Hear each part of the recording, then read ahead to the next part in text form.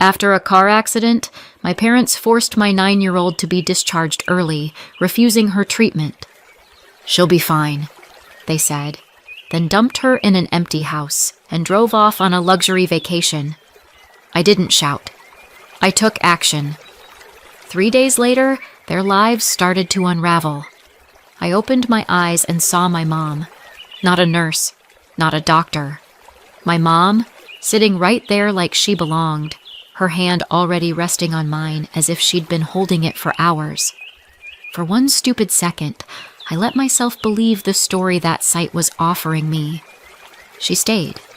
She's been here. She cares. It didn't even match the mom I knew, which should have been my first clue. But when you wake up after losing days of your life, your brain grabs whatever comfort is closest and calls it truth. "What happened?" I managed. "You're in the hospital," she said softly, calm, prepared. "There was a car accident. You've been sleeping for a few days." The words didn't settle before one thought cut through the fog. "Ava," I rasped. "Where's Ava?" My mom didn't blink. "She's fine," she said quickly. "She was in the hospital at first, but she got discharged. She's at home now." Relief hit me so hard my eyes burned. "Oh my God," I whispered. "She's okay?" "She's okay," my mom repeated, smoothing it over like a wrinkle. "Everything's fine. You're safe. You're recovering." I believed her because I had to, because the alternative was unthinkable. And then her tone shifted, not dramatically, just enough to feel it. "So," she said, like we'd finished the emotional part and were moving on to errands, "we've been taking care of Ava while you've been out. And we need access to your money so we can pay for your daughter if she needs anything." I blinked at her. "My money?" "Just temporarily," she said, already confident I'd agree. "Prescriptions, food, whatever comes up. You can't manage that from here." There was no, "How do you feel?" No, "Are you in pain?" No, "I was scared I'd lose you." Just access. I tried to sit up and my body punished me for it, nausea rolling in, ribs sparking with pain. My mom leaned closer immediately, voice turning syrupy. "Honey, don't stress yourself. You've been through a lot. Just focus on healing. We'll handle Ava." "Can I talk to her?" I asked. Just for a minute. Can we call home?" "She's resting," my mom said instantly. "I won't upset her. I just need to hear her." My mom squeezed my hand like that counted as comfort. "She's fine. I promise. You need to rest." I hesitated. Everything in me wanted proof. A voice, a hello, anything. But I was weak, foggy, and terrified of pushing too hard and somehow making things worse. So when she asked again, patiently, gently, I gave her what she wanted. I gave her access. In the moment, it felt like protecting Ava, like doing the responsible thing. Later, I would understand it as the moment my mom stopped pretending this was about my daughter at all. My mom's shoulders loosened the second she got what she came for. She kissed my forehead, quick, practiced, then stood and smoothed her sweater. "I have to run," she said. "I need to take care of a few things." My mouth went dry. "Are you coming back?" "Of course," she said too fast. "I'll be back later. Try to rest." And then she left. Just left. At first, I waited like an idiot. I stared at the door. I watched the clock. I told myself a few things meant she was talking to a doctor, picking up Ava, buying food, doing something that made sense. Hours passed. No text, no call, no update. That night, I told myself she'd come in the morning. People don't just disappear after a promise like that. Surely, but morning came and my phone stayed silent. No visits, no calls, no messages asking how I was. So I did what I always did when I needed anything from my parents. I called them myself. My mom picked up on the third ring and sounded cheerful, like she'd just stepped out of Target and found a parking spot close to the entrance. "Hey, sweetie," she said brightly. "How are you feeling?" It took me a second to speak. Her tone didn't match my reality at all. "Where's Ava?" I asked. No hello. No small talk. "Can I talk to her?" "She's fine," my mom said immediately. "She's resting." "Put her on." A pause. Tiny, but enough to make my skin go cold. "She's asleep," my mom said. "It's the middle of the day," I said, trying to keep my voice steady. "She's 9. "Megan," my mom sighed, like my fear was a minor inconvenience. "You're not thinking clearly. You need to rest. Don't upset yourself." "I'm not upset," I lied. My hand was shaking around the phone. "I just want to hear her voice." "She's at home," my mom repeated, smooth and bright. "She's safe. Everything's fine." Safe. Fine. Practiced. "Who's with her?" I asked. "Your dad," my mom said. "And Logan's been stopping by. We're handling it." Handling it. Like my child was a broken appliance. "Let me talk to her," I said again. "She'll talk to you later," my mom said quickly. "I have to go. Try to rest." Click. I stared at the dead screen and tried to tell myself I was overreacting. But the longer later stretched into nothing, the darker my thoughts got. At first it was just suspicion. What if she's not fine? Then it sharpened. What if discharged was just something Mom said because it sounded official? And then my brain did the worst thing it could do. What if something happened and they're keeping me calm until I'm stronger? I hate admitting that, but when you can't reach your child, your mind doesn't stay polite. By the next day, I was done waiting. When the doctor came in, I didn't dance around it. "I want to be discharged," I said. He looked up. "Today?" "I can't reach my daughter," I said. "My parents won't let me talk to her.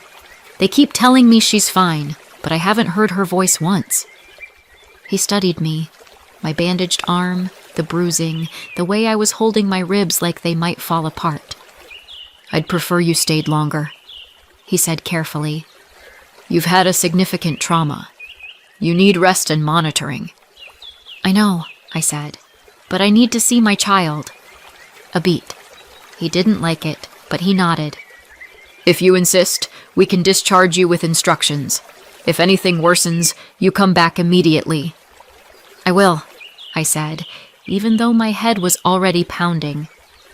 A few hours later, I was in a taxi, clutching paperwork, trying not to throw up every time we hit a bump. The whole ride home, I kept telling myself I was being dramatic, that Ava was fine, that my mom was just controlling in her usual way. But when I unlocked the front door, the house hit me with silence. Not quiet because people are asleep. Empty. "Ava?" I called. Nothing. I moved down the hallway, slow because my body didn't feel like mine.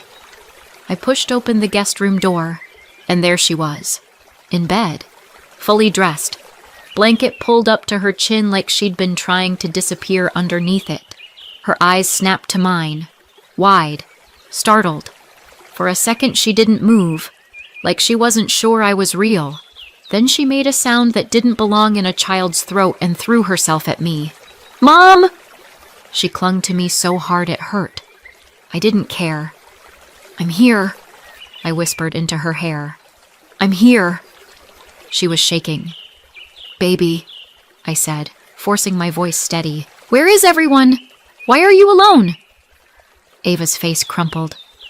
"Grandma said you were sleeping," she whispered. "She said I had to be brave." My stomach turned cold. "Tell me what happened," I said. "All of it." Ava wiped her nose on her sleeve, eyes down. "They took me out," she said softly. The doctor didn't want me to go home. My heart dropped. She said I had to stay, Ava whispered. But Grandma said it costs too much.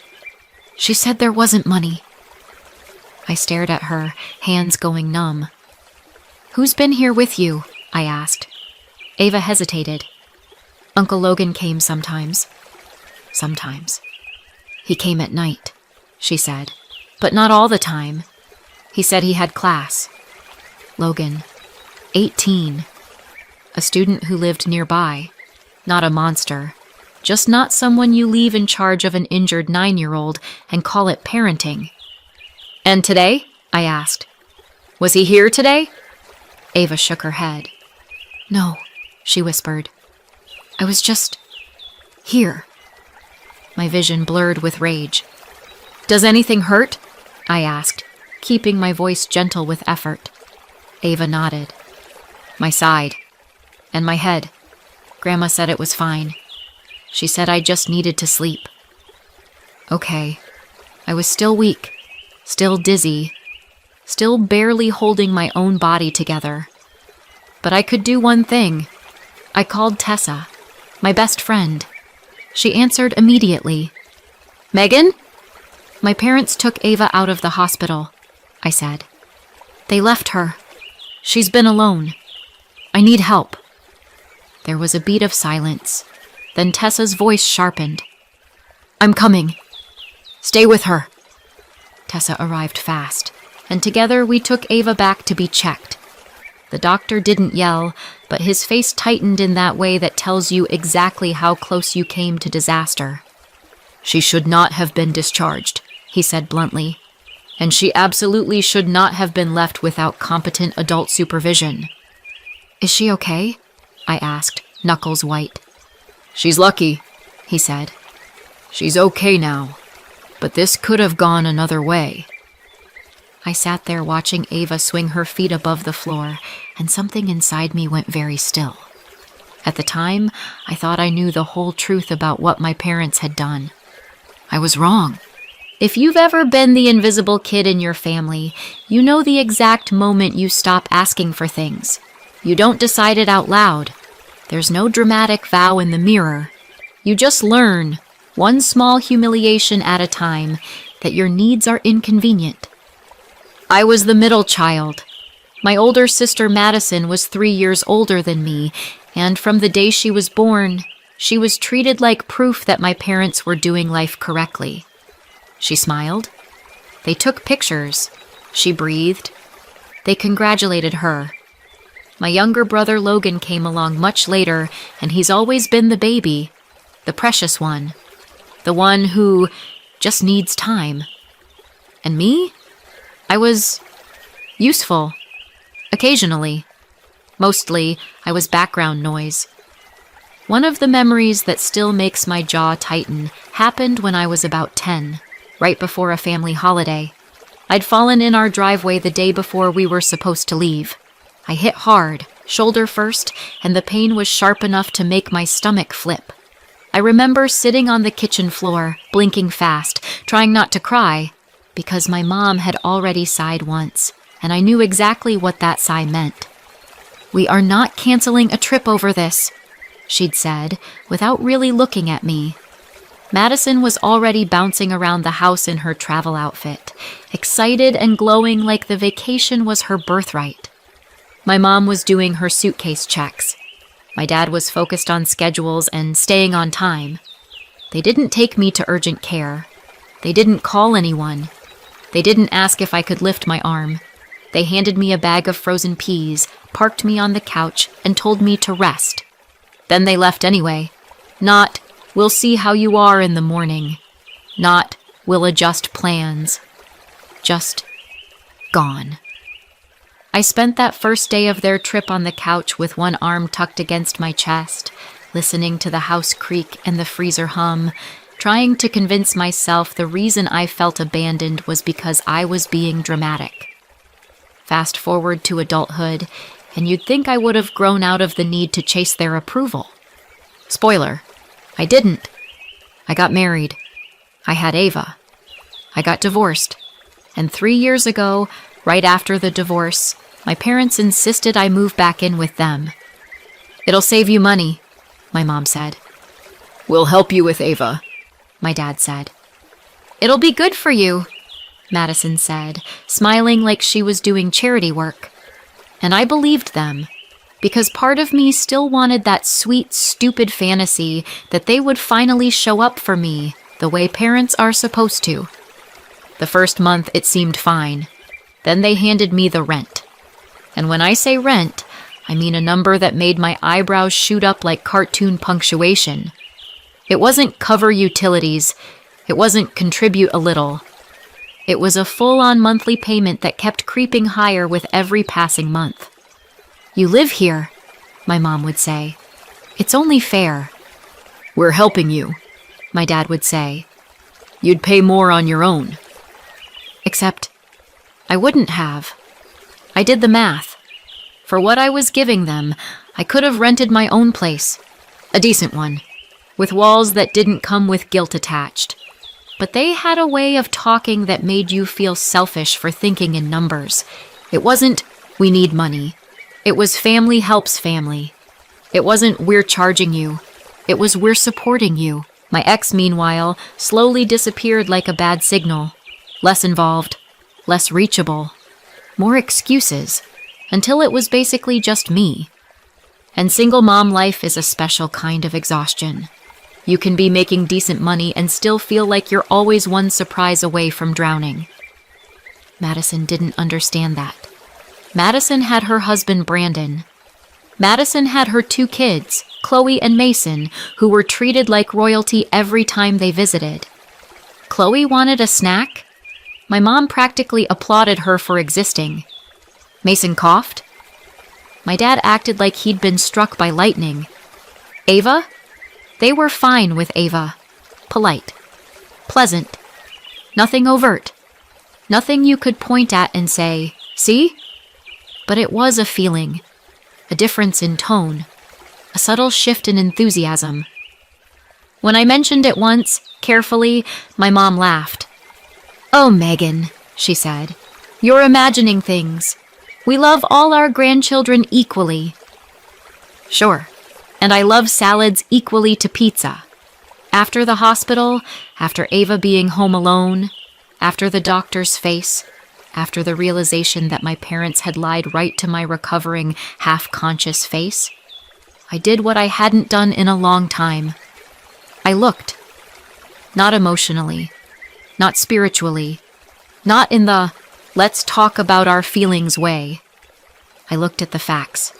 I opened my banking app, and there it was, a neat little parade of luxury, hotel charges, resort charges, the kind of transactions that come with words like spa package and premium suite baked into the price. It wasn't one dinner. It wasn't one emergency purchase for Ava. It was thousands of dollars, carved right out of my account like a celebration. And the names attached to the charges didn't say pharmacy or urgent care. They said vacation. My hands went cold. I scrolled. More charges. I did the math twice because my brain refused to accept it. It came to $5,600. They told me they needed access to my money for my daughter, but they used it on a luxury vacation for themselves. At the time, I thought that $5,600 was the damage. I didn't know it was just the first number I'd find. By the time the number sank in, I wasn't in shock anymore. I was in motion. Tessa drove. I sat in the passenger seat with Ava in the back. My head still throbbed. My ribs still hurt when I breathed too deeply, but anger is an incredible fuel source. Back at the hospital, I asked for records. Not politely, not timidly. I asked for documentation. I wanted proof my parents had done what Ava said they'd done. Proof she'd been discharged against medical advice. Proof someone else had signed. Because I knew how people like my parents worked. If you didn't have paperwork, it didn't happen. If you didn't have proof, you were being dramatic. So I got it. A nurse brought me what they could. A discharge summary. Notes. A signature line that wasn't mine. Ava sat beside me, swinging her legs while I stared at the paper, and I felt like I was reading a crime scene report. Then I opened my bank app again. I took screenshots of every charge, every merchant, every timestamp. And right there in the waiting room, I froze the card. One tap. Card locked. The feeling was almost surreal, like pulling a plug out of a wall and watching the lights go out on the other side. I changed passwords. I revoked access. I shut every little door I'd left open out of habit and guilt. Then I did the part people always say you shouldn't do. I went to the police. I walked in with my daughter and a folder of paperwork and enough anger to power a small city. I told them what happened. The discharge against medical advice. The child left without competent supervision. The money used for a vacation. And I said the words out loud. I want to file a report. I didn't say it like a threat. I said it like a fact. The officer took notes, asked questions, looked at the documents. Ava held my hand so tightly my fingers went numb. When it was done, they gave me confirmation. A case number. Proof that I hadn't imagined this. Proof that this wasn't just family drama. We went back to Tessa's place after that. I didn't want Ava sleeping in that house. Not yet. Not while everything felt like it could collapse again if I turned my back for 1 second. Tessa didn't make it weird. She didn't ask for details beyond what she needed. She just put clean sheets on her couch, made Ava hot chocolate, and told me, "You did the right thing." My mom's name lit up the screen. I stared at it for a second, because this was the first time she'd called me since she'd walked out of my hospital room, like nothing had happened, like she hadn't taken what she came for and vanished. Then I answered, because I already knew why she was calling, and I wanted to hear her say it. My mom's voice came through bright and annoyed. "Hi," she said. "Is there something wrong with your card? It's not working." In the background, I heard laughter, wind, clinking glasses, the dull roar of people having a wonderful time, the sound of a beach vacation. My jaw tightened. "No," I said. "I canceled it." Silence. Then, "You what?" "I canceled it," I repeated, voice steady. "You don't get to use my money anymore." "Megan," my mom said sharply, like I'd broken an unspoken rule. "Your nephew just wanted to do that thing, and now we can't pay. What are we supposed to do?" I could practically hear her gesturing wildly while Madison's kids played in the background. Chloe whining about something, Mason laughing, Brandon talking to someone like none of this mattered. I took a breath that hurt. "You told me you needed access to pay for Ava," I said. "For my daughter." "We do," my mom snapped. "No," I said. "You don't." Her voice went cold. "Don't be dramatic." I almost laughed. It came out like a choke. "You had my daughter discharged against the doctor's orders," I said. "I was at the doctor today. They said it was dangerous. Something could have happened." "She looked fine," my mom said immediately. "We saved you money. You should be grateful." Grateful? For what? For my child not dying by luck? "You abandoned her," I said, my voice shaking now. "You left her alone." "We did not abandon her," my mom snapped. "Logan was there." "Sometimes," I said. "Sometimes. And he's 18. He's a student. He's not a nurse. He's not a doctor. He's not an adult caretaker for an injured child." My mom made a sound of disgust. "This is unbelievable. After everything we've done for you, we didn't want you to be late on your rent payment." There it was. Not concern, not remorse. Rent. The thing I paid them. The thing they counted on. The thing they were terrified of losing. I could hear Madison laughing in the background, like this was all far away from her. I felt something in me go quiet. "You don't get another penny," I said. "Megan." I hung up. I didn't shout. I didn't scream. I didn't beg. I just cut the line. After that call, everything went quiet. For a few days, life did that strange thing it does after a crisis, like it tries to pretend it never happened. Ava slept more. She clung less. She started asking normal kid questions again, like whether she could have pancakes for dinner. My body healed slowly, but it did heal. The headaches eased. The dizziness faded. The bruises turned from angry purple to sickly yellow, and underneath all of it, there was this heavy stillness. Silence before the storm. Then, about a week later, my phone lit up with a message from my mom. "Your payment didn't come through. Call us." I stared at it for a long time. Then I answered once. Not because I wanted to talk, because I wanted to shut the door properly. "I don't live there anymore," I said when my mom launched into the mortgage panic. "I'm not paying you anymore." "What?" she snapped, like the concept offended her. "Megan, that money is for the mortgage. Not my problem," I said. "Not after what you did." "You're punishing us," my dad cut in, "after everything we've done for you." I didn't argue. I didn't explain. I just ended the call. After that, it was messages only. "I can't believe you called the police on your own family. You've always been dramatic. This accident did something to your head. You're not yourself. You're unstable." Then the smear campaign started. It appeared in a family Facebook group like a bad smell you can't ignore. My mom wrote a long post about how worried they were about me, how I'd been in a car accident and wasn't behaving like myself, how I'd abandoned the family, taken Ava away, stopped contributing, and made accusations that didn't make sense.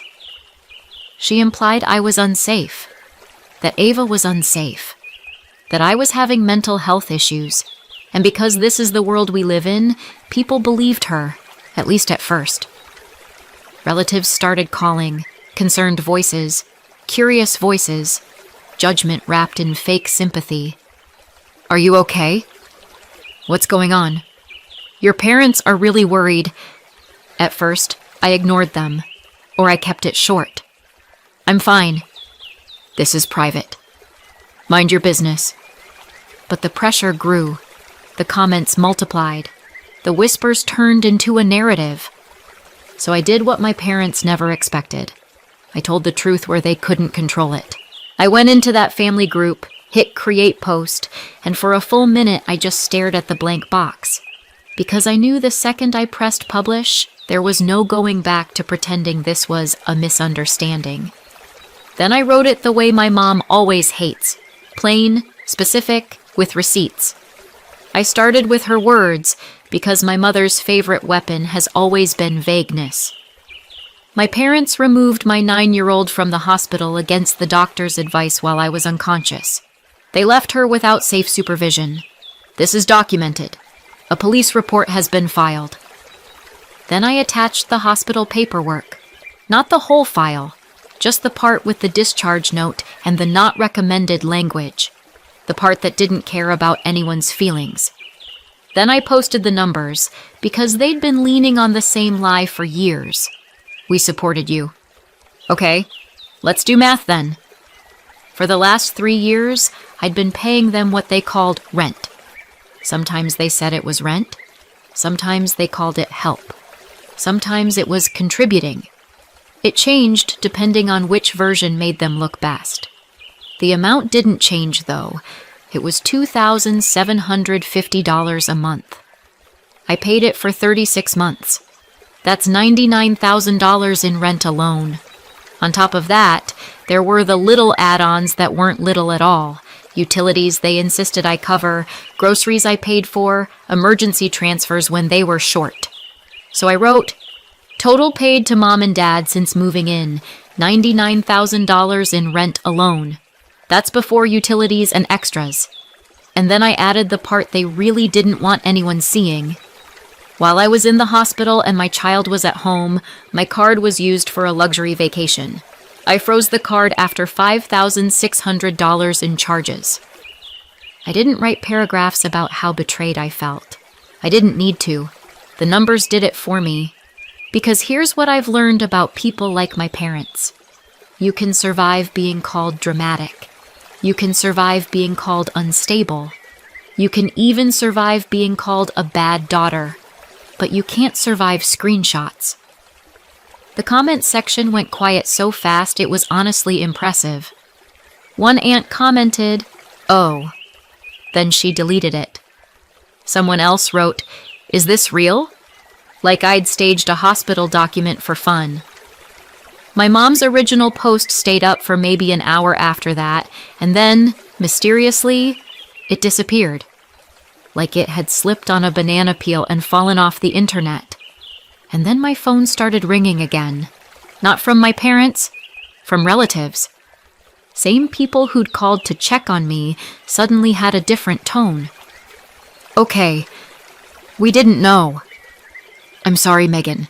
I thought, are you and Ava safe?" A few of them actually apologized. Not the dramatic kind. The small, uncomfortable kind that means, I realize I backed the wrong side and I'm trying to quietly reverse the car. For a second I thought, that's it. It's over. And that's the thing about my family. Every time I think I've reached the bottom, there's another trap door. Because the call that came next didn't just change the conversation. It changed the entire shape of my life. It came in on a Tuesday afternoon while Ava was coloring at Tessa's kitchen table, humming to herself like nothing in the world could touch her. My phone buzzed. Logan. My little brother almost never called. Logan texted. Logan sent memes. Logan responded to serious situations with LOL that's wild. So when I saw his name, my stomach tightened before I even answered. "Hey," I said. There was a pause, like he didn't know how to start. I saw your post," he said. "Yeah." Another pause. Then he exhaled, fast. "Megan, I'm confused." That was the first time I heard something in his voice that wasn't teenage laziness or joking. It was careful, like he was stepping onto thin ice. "You were paying them rent?" he asked. I let out a short laugh that wasn't funny. "A lot of rent." "Why?" he said, genuinely baffled. "Why would they charge you rent for your own house?" I didn't answer at first because my brain rejected the sentence on impact. "My own..." I swallowed. "Logan, it's their house." "No," he said, and he sounded so sure it made my skin prickle. "It's not." I sat down slowly, like my legs had decided they weren't optional anymore. "What are you talking about?" "The house," he said. "It belongs to us. You, me, and Madison. It was inherited." My mouth went dry. "That's not true," I said automatically, because it had to be. Because if it wasn't, then I'd been living in a lie so big I couldn't even see the edges. "It is," Logan insisted. They were basically trustees when we were underage, but we're the beneficiaries. That's what Dad said once. I thought you knew." I stared at the wall. Ava's humming drifted in from the kitchen like a different universe. "I didn't know," I said, voice going thin. Silence. "Oh," Logan said quietly. I didn't realize you didn't know." I gripped my phone tighter. "Logan, are you sure?" "Yes," he said. "I heard them talking about it. I thought it wasn't a secret." A sick feeling rolled through me. Not shock exactly. Not even disbelief. Recognition. Because it fit. It fit too well. My parents insisting on rent that was higher than it should have been. The way they talked like I owed them for existing in their house. The way Madison smirked when I tried to complain. The way Logan never seemed to know the details. Because Logan was 18 and no one ever burdened Logan with reality. "Okay," I said, forcing air into my lungs. "Okay. I'm going to check." I'm going to verify it." "Please," Logan said, and his voice cracked just slightly. "Because if that's true, that's insane." He didn't say the part out loud. If that's true, they robbed you in a way you can't even measure. We hung up, and for a long time I didn't move. Tessa came in, took one look at my face, and didn't ask for a gentle explanation. "What?" she said flatly. "Did they do now?" "Apparently," I said, my voice sounding like it belonged to someone else. "The house doesn't even belong to them." I sat there for a second, staring at nothing, and then I did the only thing I could do next.